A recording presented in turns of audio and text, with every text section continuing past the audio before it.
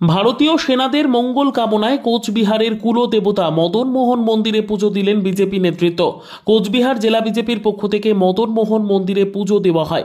পহেলগাঁও জঙ্গিরা ভারতীয় পর্যটকদের ওপর হামলা করে মেরে ফেলে, তার বদলা হিসেবে ভারতীয় সেনারা অপারেশন সিন্দুরের মধ্যে দিয়ে পাকিস্তানকে জঙ্গি ঘাঁটি উপলক্ষে ধ্বংস করে দিয়েছে। সেনার এই সাফল্যের জন্য তাদের মঙ্গল কামনায় পুজো দেন। উপস্থিত ছিল কোচবিহার দক্ষিণ বিধানসভা কেন্দ্রের বিজেপি বিধায়ক নিখিল রঞ্জন দে, তুফানগঞ্জের বিধায়ক মালতী রাভা রায়, জেলা বিজেপির সভাপতি অভিজিৎ বর্মন সহ অন্যান্য নেতৃত্ব।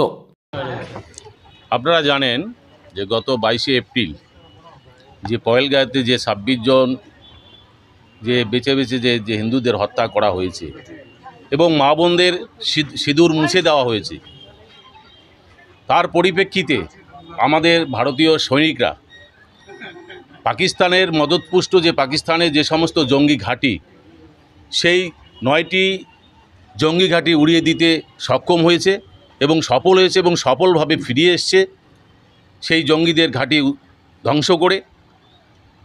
তাই আমরা আজকে আমাদের কোচবিহারের প্রাণের ঠাকুর মদন মোহন ঠাকুর বাবার কাছে আমরা এসেছি পুজো দিতে, যাতে ভারতের সৈনিকদের মঙ্গল কামনার্থে আমরা আজকে এই পুজো দিতে এসেছি।